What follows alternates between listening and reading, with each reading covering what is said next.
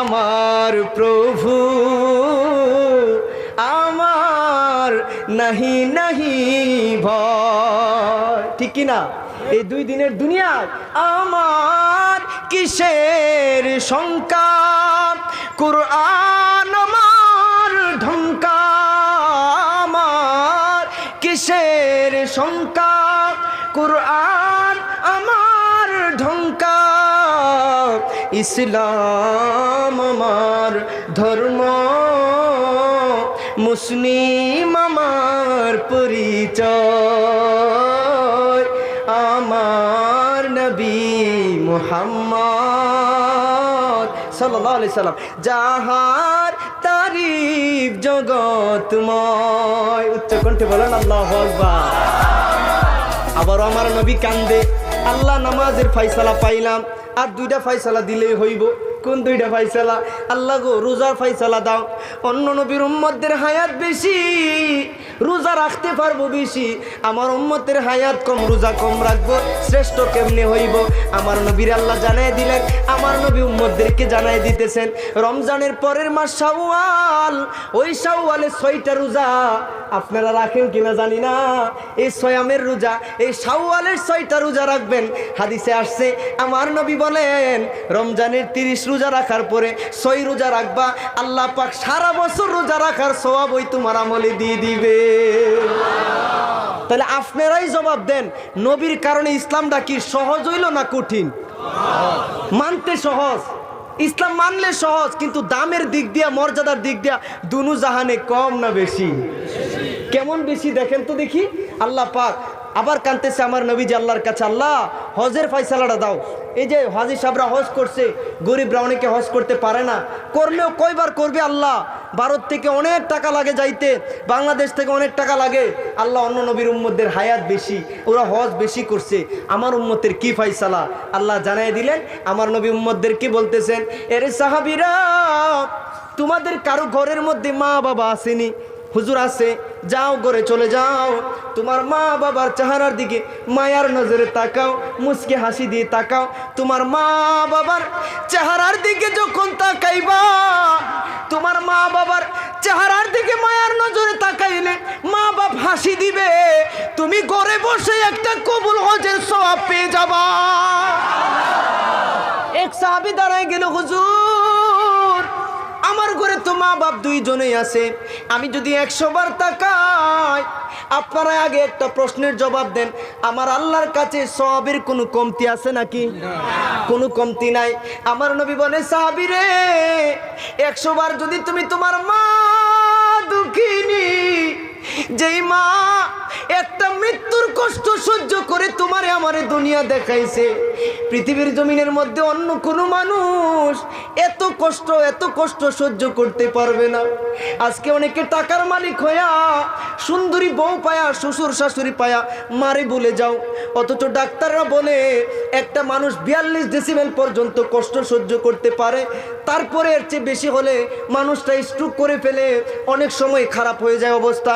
কিন্তু পৃথিবীর ইতিহাসে একমাত্র আপনার আমার মা দুঃখিনী, 10 মাস 10 দিন আপনি আমার গর্ভে রাখতে গিয়া 42 না 46 না 56 ডেসিবেল পর্যন্ত কষ্ট সহ্য করে, একটা মৃত্যুর কষ্ট সহ্য করেও আপনি আমার দুনিয়া দেখায়ও শেষ না। হামালাতহু উম্মুহু ওয়াহনান আলা ওয়াহনি ওয়া ফিসালুহু ফি আমাইন। সূরা লুকমানের মধ্যে আল্লাহ ওয়াজ করতেছেন, 2 বছর দুধ খাওয়াইলো, তুমি অসুখ হইলে মা সারা রাত পাশে দাঁড়ায় থাকে, বৈশা থাকে, আমার সন্তান না খাইলে না ঘুমাইলে আমি মা খাইবো না ঘুমাইবো না। বলেন তো দেখি ওই দরদিদার নাম কি? সবাই বলে না কি? আরে আজকে যারা হারাইছে তারা কাঁদতেছে, কেমন ধন হারাইলাম। রাত্রিবেলা যদি ছোটবেলা মাঘ মায়া শীতের রাত্র ফসরাব পায়খানা করে দিতাম, সবাই নাকে মুখে কাপড় দিল, একটা দরদি নাকে মুখে কাপড় দিত না, মিষ্টির মতো সুন্দর করে পরিষ্কার কইরা আমরা আরামের বিছানায় ঘুম পাড়াইতো। বলেন তো দেখি তিনি কে? একটু জোরে বলেন না, তিনি কে? মা। কি মধু নামের মধ্যে মা। High high high high. বিদেশে বিরাজেও যদি সন্তান মারা যায়, আরে পশু পাখি জানার আগে আগে জানে মা, আগে জানে বাপ মা। আরে সেই মায়ের কষ্ট দিলে আমার আল্লাহ যে সহে না, কান্দে না যেন মাই যুবক ভাই রে, কান্দে না যেন বাবা। বলেন তো মা বাবার পায়ের নিচে জান্নাত রেখে দিয়েছে কে? এখন তো অনেক যুবকরা বুঝে না। হজ পাইলা মা বাবার উসিলায়। আমার হুজুর বলে গেছে না মাওলানা আশরাফ আল ফারাবি, আমরা একসাথে চট্টগ্রাম বিশ্ববিদ্যালয়ে অনার্স মাস্টার্স করেছি। আসার পথে আসাম ইউনিভার্সিটি দেখে ভালো লাগছে। পড়ালেখার মানুষ তো, আমি কায়রো ইউনিভার্সিটিতে অনেক বড় সুন্দর। এই আসামের মধ্যেও আল্লাহ তাআলা আপনাদেরকে সৎ শিক্ষায় শিক্ষিত হয়ে দ্বীন ইসলামের খেদমত করার তৌফিক দান করুক। বিশেষ করে যাদের সন্তান আছে, আল্লাহর আমানত, আমি মুসাফির মানুষ, আপনাদের জন্য দোয়া করে যাব একটা সন্তান যেন সৎ শিক্ষায় শিক্ষিত হয়, মানুষের মতো মানুষ হয়, আলিম হয়।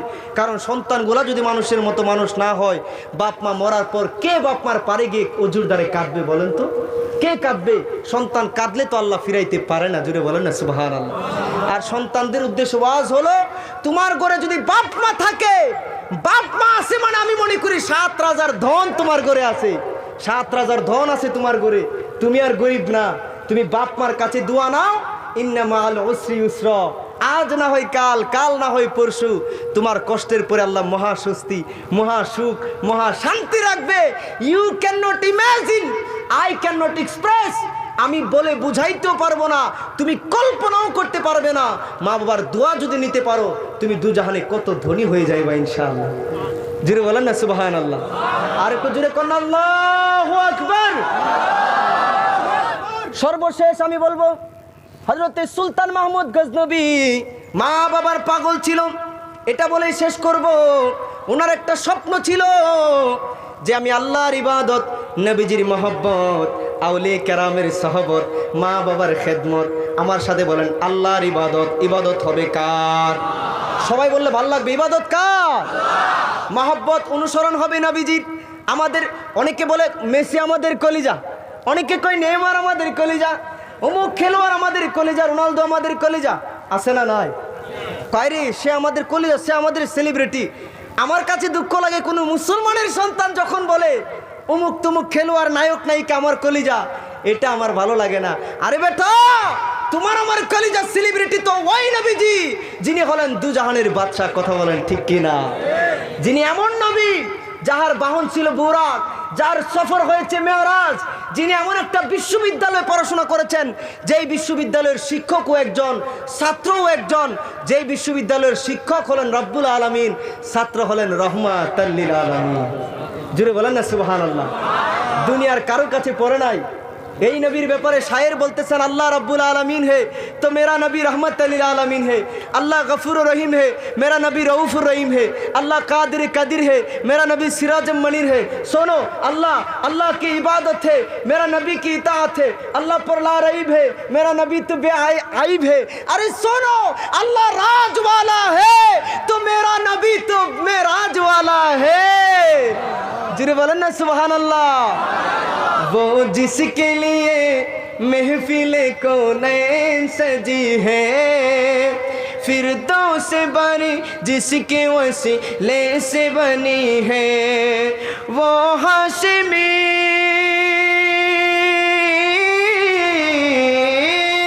वो हाशिमी मक्की मदनी उल अरबी है, वो मेरा नबी, मेरा नबी, मेरा नबी है, वो मेरा नबी, मेरा नबी, मेरा नबी।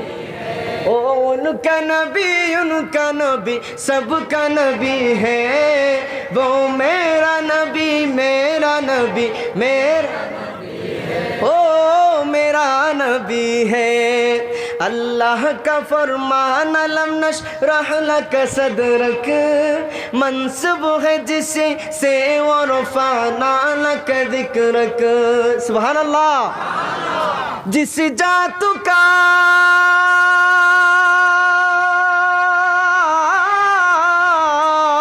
जिस जात का कुरान में भी जिक्र जली है, वो नबी मेरा नबी मेरा नबी है वो मेरा नबी मेरा नबी मेरा नबी ओ मेरा नबी है वो मेरा नबी है अहमद है मुहम्मद है वही ख़त्म रसूल है मखदूम मुराबी है वही वो लिए कुल है उस पर ही नजर उस पर ही नजर सारे जमाने की लगी है वो मेरा नबी मेरा नबी मेरा नबी है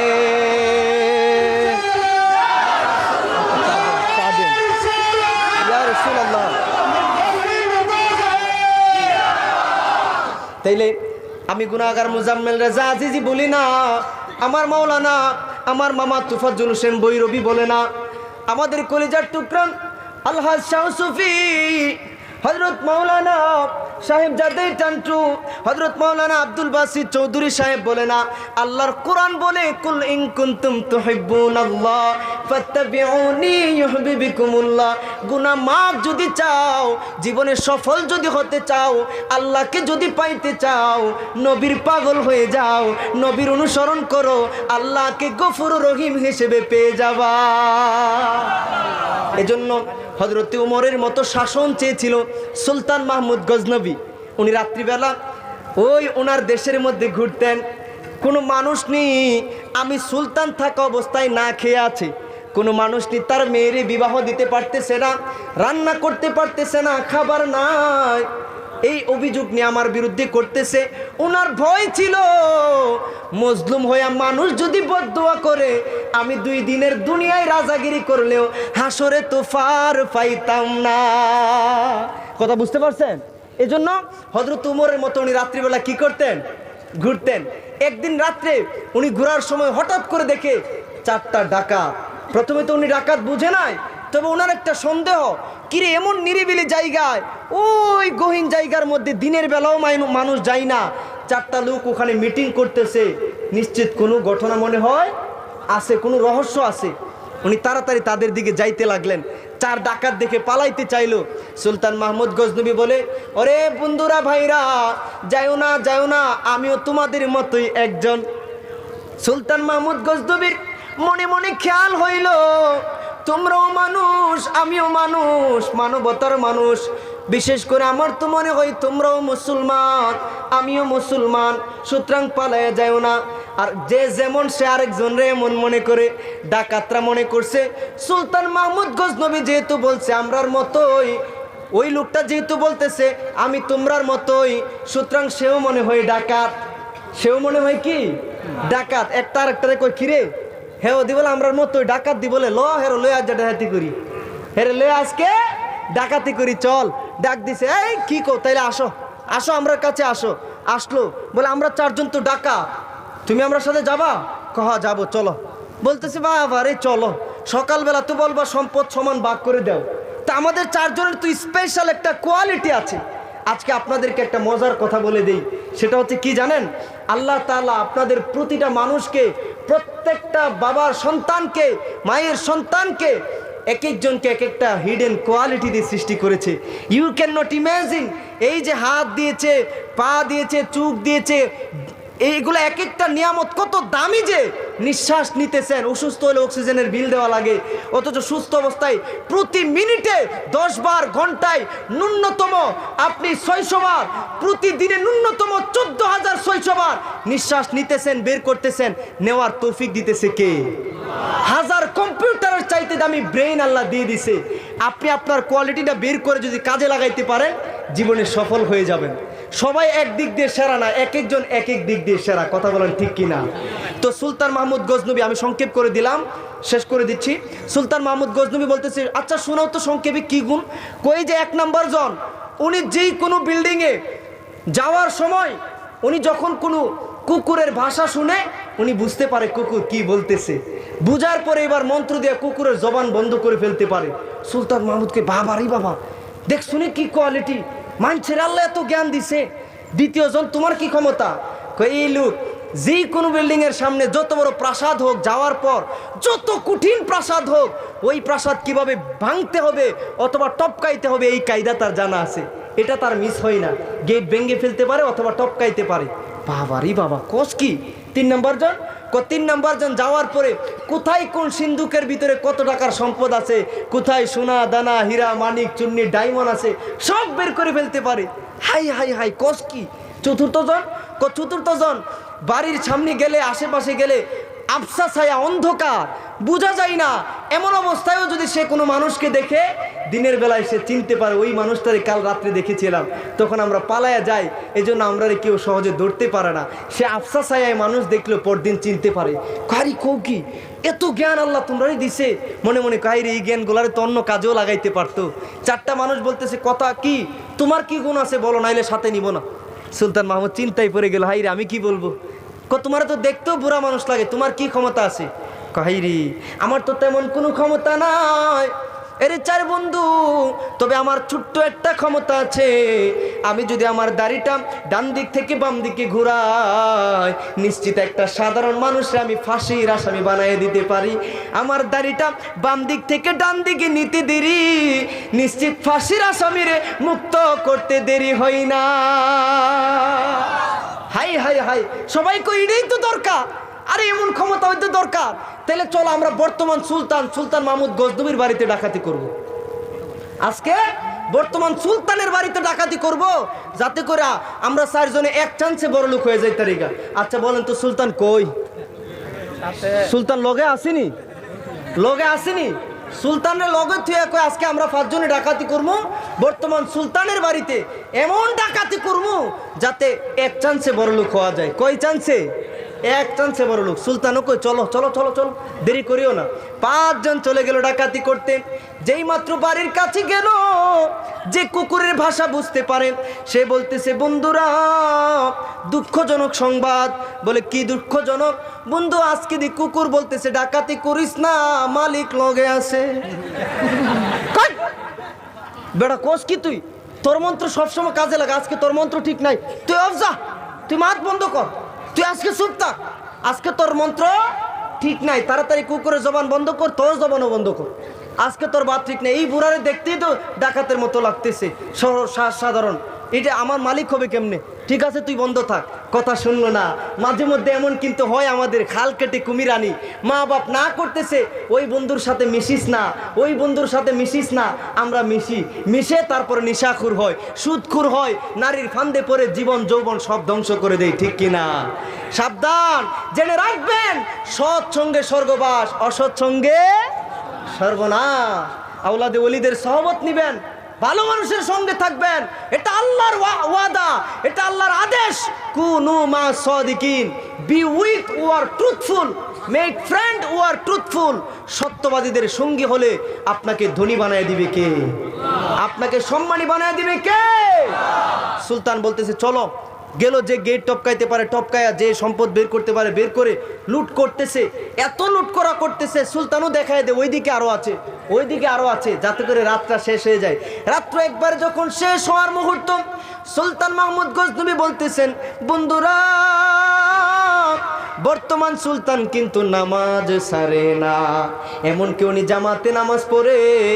সুতরাং তোমরা আর দেরি করিও না, যাও যাও বাড়িতে চলে যাও, তবে একটু ঠিকানাটা দিয়ে যাও, যাতে করে কালকে সম্পদ ভাগ করতে পারি।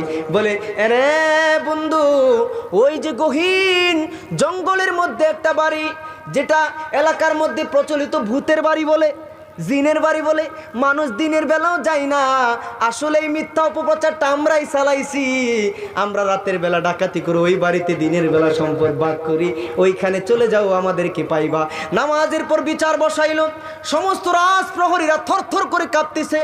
আমাদের চাকরি থাকবে না, আমাদের আজকে না জানি কি শাস্তি হয়। ডাকাতদেরকে তো ধরতে পারলে নিশ্চিত মৃত্যুদণ্ড ছাড়া শাস্তি দেয়া হবে না। বাচ্চা, ও বাচ্চা কেমনে ডাকাতি হইল? বাচ্চা বলে তোরা কি করতেছিলি? বলে আমরা তো বুঝতে পারি না, আপনার মতো এত দিগ্বিজয়ী বাচ্চার বাড়িতে কেমনে ডাকাতি হইল?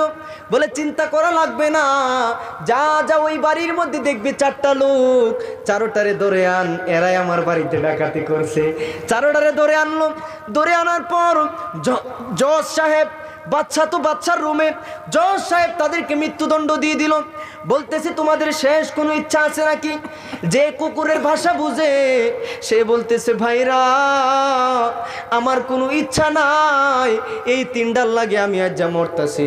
এই তিনটার আমি গতকালকেই বলছিলাম, কুকুর বলছে মালিক সাথে আছে, এই তিন ব্যাগ কলে আমার কথা শুনছে না, আজকে তাদের কারণে আমারও মরতে হবে, আমার কোনো শেষ আবদার নাই। যে গেট টপকাইতে পারেন সে বলে আমার কোনো শেষ আবদার নাই, যে সিন্দুক বের করতে পারে সে বলে আমার কোনো শেষ আবদার নাই, যে আফসা ছায়া দেখলে পরের দিন মানুষ চিনতে পারে রে সে বলে আমার ছোট্ট একটা আবদার আছে জজ সাহেব, আমি একটু বর্তমান বাচ্চার সাথে কথা বলতে চাই। ঠিক আছে চলো, চারজনকে বাচ্চার সামনে নিয়ে যাওয়া হলো। চতুর্থ জন বলতেছে বাচ্চা, ও নামদার বাচ্চা, আমরা চার বন্ধু ডাকাতি করে অনেক দিন ধরে, জানেননি গতকাল আমরা চারজন ছিলাম না, আমাদের সাথে আরেকজন ছিল। বাচ্চা ও আমার তো মনে হয় পঞ্চম জন ছিলেন আপনি। বাচ্চা আপনি না বলছিলেন আপনার দাড়ি ডান দিক থেকে বাম দিকে নিলে নিশ্চিত সাধারণ মানুষ ফাঁসির আসামি হয়ে যায়, যেমন আমরা চারজন হয়ে গেলাম। আপনি তো বলছিলেন বাম দিক থেকে ডান দিকে নিলে ফাঁসির আসামিরা মুক্তি পাওয়া যায়। বাচ্চা ও আমরা রে এবারের মতো মাফ করে দেন, আর জীবনে ডাকাতি করব না। বাচ্চা বলে যা যাক, তোদেরকে মুক্ত করেই দিলাম না, সাথে কিছু উপঢৌকন দিলাম, কিছু উপহার দিলাম, এগুলো দিয়ে ব্যবসা করে খাস। ইতিহাস লেখে দেখা যায় চারজন আল্লাহর কুতুব ওলিউল্লাহ হয়ে গেছে। আল্লাহু আকবার বলেন। এজন্যই তো আল্লাহ বলেছেন ইয়া আইয়ুহাল্লাযীনা আমানু তাকুল্লাহা ওয়া কুনু মা'আস সাদিকিন। হে ঈমানদারেরা, আল্লাহকে ভয় করো আর সত্যবাদীদের সঙ্গী হয়ে যাও। এজন্য আপনারা টান্টু দরবারে যান, আপনারা বাস স্ট্যান্ড দরবার শরীফে যান, সাহেব কেবলা বাস স্ট্যান্ডের কাছে, আপনারা বদরপুরের জমিনে যান, আপনারা বিভিন্ন আউলিয়াদের দরবারে যান, খাজা মঈনুদ্দিন চিশতির দরবারে যান, কারণ ওলিদের সহবতে ওলি হওয়া যায়। আর বিভিন্ন মদখোর নেশাখোরের সাথে থাকলে আজ না হয় কাল আপনিও নেশাখোর বনে যাবেন, ঠিক কিনা? এজন্য এতটুকু আলোচনা বাড়িতে নিয়ে যান। আল্লাহ পাকের ইবাদত, নবীজির মহব্বত, ওলিদের হক্কানি আলেম উলামার বুজুর্গ আল্লাহ ওয়ালাদের সহবত আর মা বাবার খেদমত, এই চার জিনিস যার মধ্যে থাকবে আল্লাহ চাইতো তার ভাগ্যের চাকা ঘুরিয়ে দিতে পারে কে? আরো জোরে বলেন কে? আল্লাহ সকলের গুনাহগুলো মাফ করে দাও, এই মাহফিলকে নাজাতের উসিলা বানায় দাও, সকলে বলেন আমিন।